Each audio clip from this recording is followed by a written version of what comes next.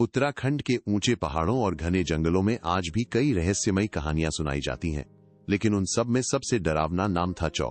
लोग कहते थे चौ कोई इंसान नहीं था, न ही पूरा जानवर, वो एक ऐसी परछाई थी जो रात होते ही जंगलों में घूमती थी। जिसने भी उसे देखा या तो वो पागल हो गया या फिर हमेशा के लिए गायब। कुमाऊं के एक छोटे से गांव में करण नाम का लड़का रहता था। उसे बचपन से ही डरावनी कहानियां सुनने का शौक था। एक रात गांव के बुजुर्ग आग के पास बैठे चौ की कहानी सुना रहे थे।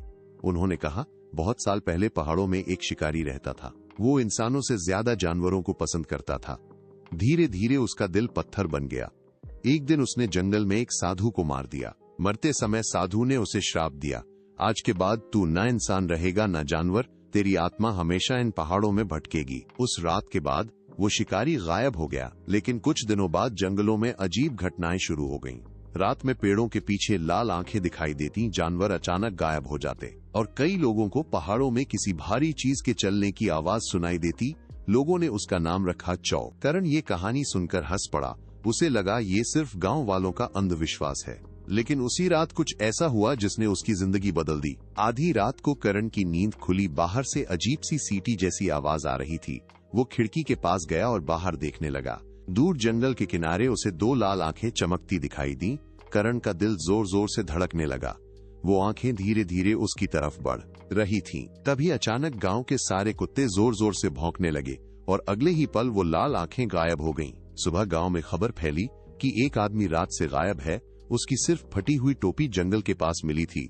गांव वालों ने तुरंत कहना शुरू कर दिया, चौ वापस आ गया है। अब हर रात गांव में डर फैलने लगा।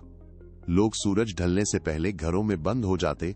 बच्चों को बाहर निकलने की इजाजत नहीं थी, लेकिन करण सच जानना चाहता था। एक रात वो अपने दो दोस्तों के साथ जंगल की तरफ निकल पड़ा।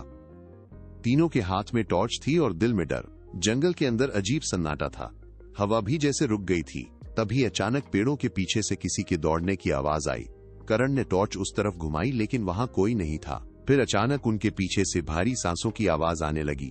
तीनों धीरे धीरे पीछे मुड़े और जो उन्होंने देखा उसे देखकर उनके होश उड़ गए। उनके सामने एक विशाल काला साया खड़ा था। उसका शरीर इंसान जैसा था, लेकिन चेहरा किसी जंगली जानवर जैसा। उसकी आंखें लाल अंगारों की तरह चमक रही थीं और उसके लंबे नुकीले पंजों पर खून लगा था। करण का एक दोस्त डर के मारे वहीं बेहोश हो गया। दूसरा दोस्त जोर से भागने लगा, लेकिन तभी चौ बिजली जैसी तेजी से उसके ऊपर झपटा। जंगल में उसकी चीख गूंज उठी। करण डर के मारे भागता रहा। पीछे से चौ की गुर्राने की आवाज लगातार आ रही थी। किसी तरह वो गांव पहुंच गया, लेकिन उसके दोस्त कभी वापस नहीं मिले। अब गांव में दहशत पहले से ज्यादा बढ़ गई। लोग कहने लगे, चौ अब सिर्फ जंगल में नहीं, गांव के अंदर भी आने लगा है। कुछ दिनों बाद गांव के मंदिर के पुजारी ने कहा, चौ कोई साधारण आत्मा नहीं, वो श्रापित शिकारी की रूह है और जब तक उसका अंत नहीं होगा ये मौत का खेल चलता रहेगा। पुजारी ने बताया कि पहाड़ों के बीच एक पुरानी गुफा है जहां 14 दिन में छिपता है, लेकिन वहां जाना मौत को बुलाने जैसा था। करण ने फैसला किया कि वो इस आतंक को खत्म करेगा। अगली रात वो पुजारी और कुछ गांव वालों के साथ गुफा की तरफ निकला। रास्ते भर अजीब आवाजें सुनाई देती रहीं, कभी किसी के रोने की, कभी किसी जानवर के चिल्लाने की। जैसे ही वो लोग गुफा के पास पहुंचे, अचानक तेज ठंडी हवा चलने लगी। गुफा के अंदर पूरा अंधेरा था। दीवारों पर पुराने खून के निशान बने थे और अंदर से भारी सांसों की आवाज आ रही थी। पुजारी ने मंत्र पढ़ना शुरू किया। तभी अचानक अंधेरे में दो लाल आंखें चमकी और अगले ही पल चौ जोर से दहाड़ता हुआ बाहर आया। उसकी दहाड़ से पूरा पहाड़ कांप उठा। गांव वाले डर कर पीछे हट गए, लेकिन करण वहीं खड़ा रहा। चौ धीरे धीरे उसकी तरफ बढ़ने लगा। उसके पंजों से जमीन पर निशान बन रहे थे। तभी पुजारी ने पवित्र राख चौ की तरफ फेंकी। चौ दर्द से जोर से चीखा। उसकी आंखों में आग जैसी चमक फैल गई। वो गुस्से में करण की तरफ झपटा। करण नीचे गिर पड़ा। चौ उसके ऊपर खड़ा था। उसकी सांसें इतनी गर्म थीं जैसे आग जल रही हो। करण को लगा अब उसकी मौत तय है, लेकिन तभी पुजारी ने जोर से मंत्र पढ़ा। गुफा के अंदर तेज रोशनी फैल गई।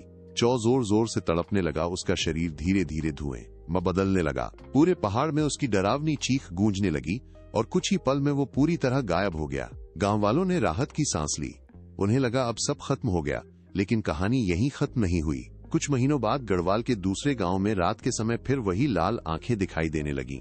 लोगों ने जंगलों में किसी भारी चीज के चलने की आवाज सुनी और कई लोगों ने कसम खाकर कहा उन्होंने अंधेरे में चौ को देखा है। आज भी उत्तराखंड के कई गांवों में लोग रात के बाद अकेले जंगल जाने से डरते हैं, क्योंकि कहते हैं अगर अंधेरे में कहीं दो लाल आंखें चमकती दिख जाएं तो समझ जाओ चौ तुम्हें देख रहा है।